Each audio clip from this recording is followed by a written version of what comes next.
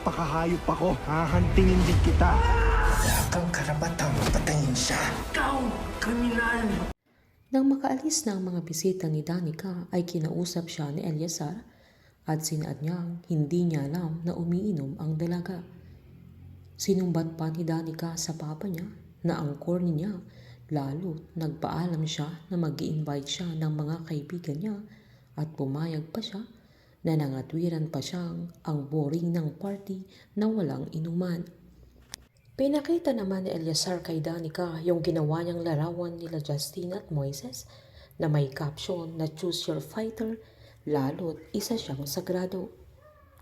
Nang tumayo ang dalaga at aalis na sana siya, ay sinundan siya ng papa niya kung saan sinaad niyang ginagawa niyang katatawanan ang mga seryosong bagay na agad namang sinaad ng dalaga na seryoso din siya doon na humirit pang ang cute ni Moises at ramdam niyang mabait ang binata.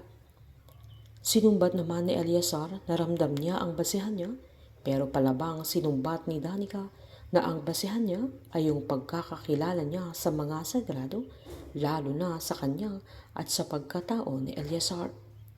Dahil dito ay sinaad ng papa niya na matulog na siya at kinabukasan ay okay na ulit siya. Galit na sinumbat ni Danica na paano siya magiging okay dahil kung tinupad lang niya ang pangako niya sa mama niya na binalikan sana nito ay naalagaan niya at sana may tatay din siya na nagtatanggol sa kanya sa mga bullies na ang tawag sa kanya ay anak ng bayan dahil asawa ng bayan ang tawag sa mama niya dahil sa club siya nagtratrabaho.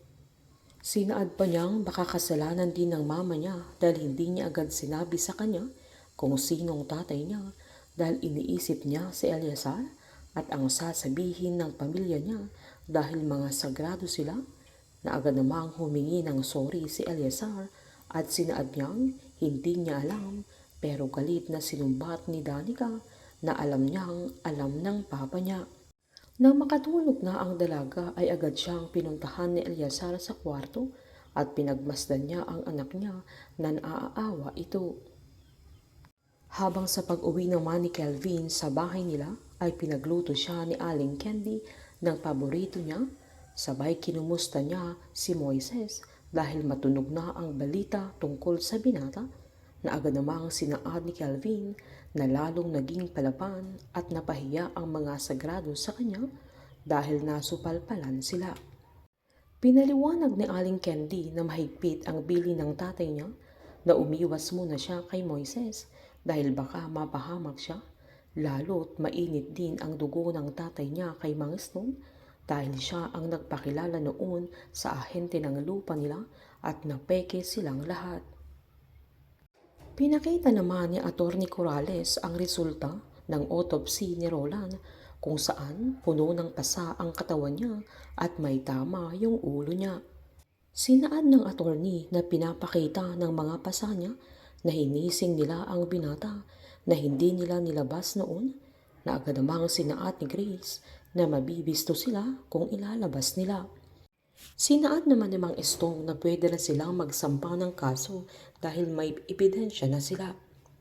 Pinaliwanag naman ni Atty. Corrales na ang question niya ay yung sugat sa ulo ng binata dahil bawal sa hising na kadalasan sa hita, braso at katawan lang ang pwedeng tamaan na naalala naman ni Moises na sa binti lang siya pinalo noong hinising sila.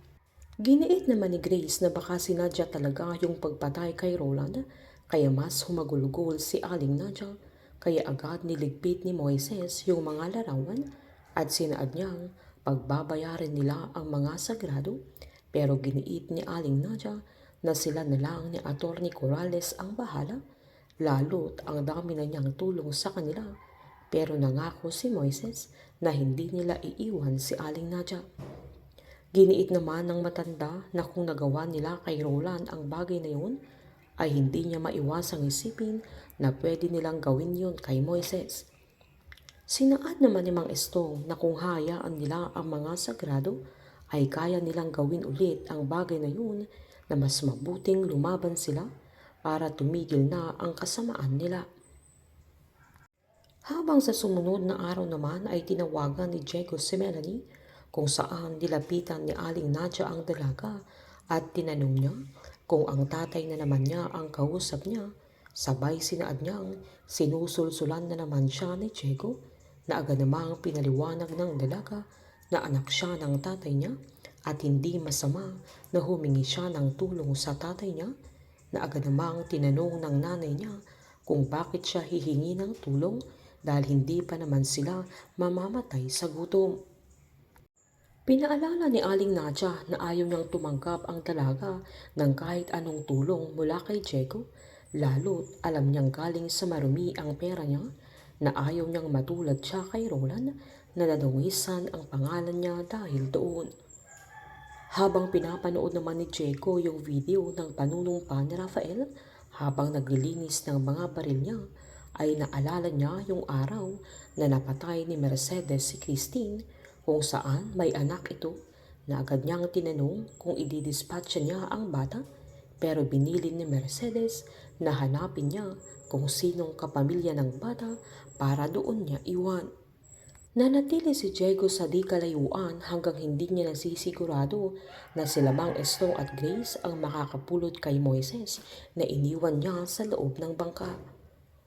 Habang mapapatrobol na naman si Moises dahil tatamnan ng drugs yung bulsa niya, pero tatakas ito mula sa mga pulis na mas mabubuo ang galit niya sa mga sagrado at mangangako siya sa sarili niya na hahantingin niya sila.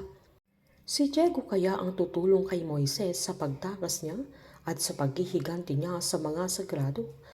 Lalo't alam niya na mismo si Rafael ang ama ng binata.